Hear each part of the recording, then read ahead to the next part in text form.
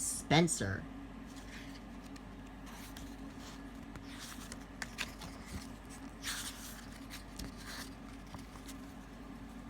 This is a story about Spencer with his sleek, shape and silver paint. Spencer thinks he is a very splendid engine indeed.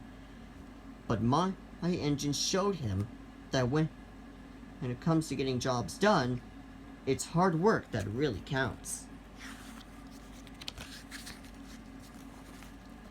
One day, the Duke and Duchess came to Sodor for a visit.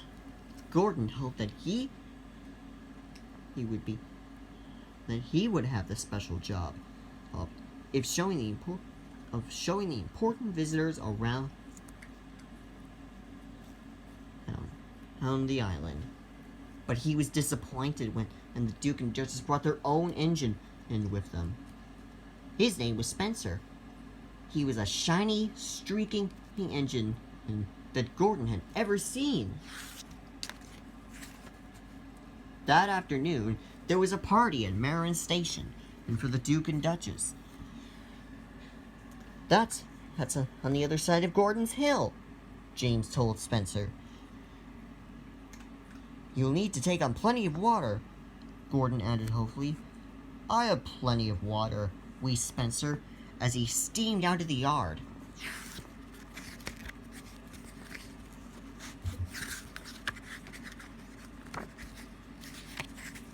But when Spencer reached Gordon's Hill, he began to struggle. The hill was long and steep. He puffed and panted.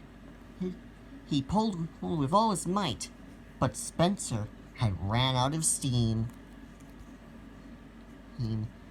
His driver had to phone for help.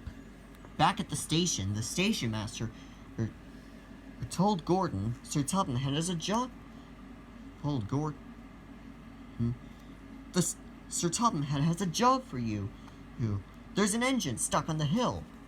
Gordon set off at once. Gordon was surprised to find Spencer. What's wrong? He asked. No water, snapped Spencer. I must have a leaky tank. Perhaps, smiled Gordon, but we better hurry. Everyone is waiting for the Duke and Duchess. Gordon coupled up to Spencer and they set off. Minutes later, they arrived at Marin Station. The party, he was ready to begin. Well done, Gordon, said Sir Topham Hatt. You are a very useful engine.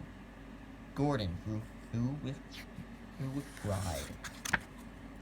Spencer was very fast. One day, when he pulled into Knapford Station, his driver had exciting news for him. You have beaten Gordon's record, he said. Of course, boasted Spencer. I'm faster and finer than all the engines on Sodor put together. Sir Topham Hatt's engines were very cross. Spencer was taking the Duke and Duchess to their summer house. Sir Topham Hatt came to tell his engines that one of them needed to carry their furniture. The engine saw a chance for a race.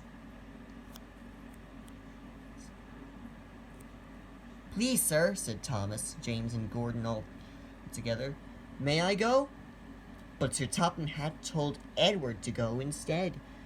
Gordon and James grunted. Edward was the old engine, and not as strong and fast as the others. He'll lose the race and let the whole railway down, said James. Thomas and Percy were cross with James. Edward was their friend. You can beat that big silver show-off any day, they told him. Slowly and steadily, Edward set off. We'll do my best, he puffed. But Spencer quickly passed Edward. I've won already, he boasted, and with a whoosh he was gone.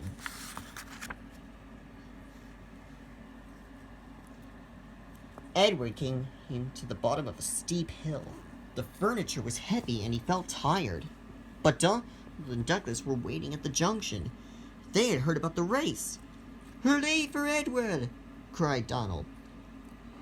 He's the first-rate engine, and added Douglas. This made Edward feel much better. He huffed and puffed, and soon he had climbed to the top of the hill. He raced down the other side to catch up with Spencer. Spencer happily steamed along. Up ahead, at the siding was the siding leading to the summer house. But the Duke and Duchess wanted to take some photographs of the countryside. Spencer stopped, and the Duke set up his camera. Spencer closed his eyes. "Nothing to worry about," he said lazily. Before long, Spencer was fast asleep.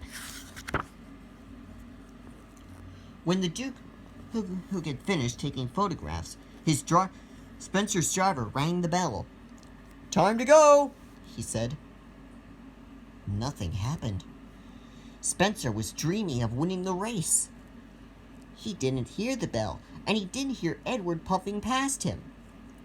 Spencer's driver rang the bell again and again. Finally, Spencer opened his eyes. He couldn't believe what he saw. Edward was heading towards the summer house. Nearly there, gasped the old engine. Spencer took off as fast as he could, but he was too late. Edward pulled to a stop in front of the summer house. "I've won!" he gasped. "I did it!" Suddenly, his pistons didn't ache and his axles weren't shaking. Edward felt like the pride of the Sodor Railway, and he was right.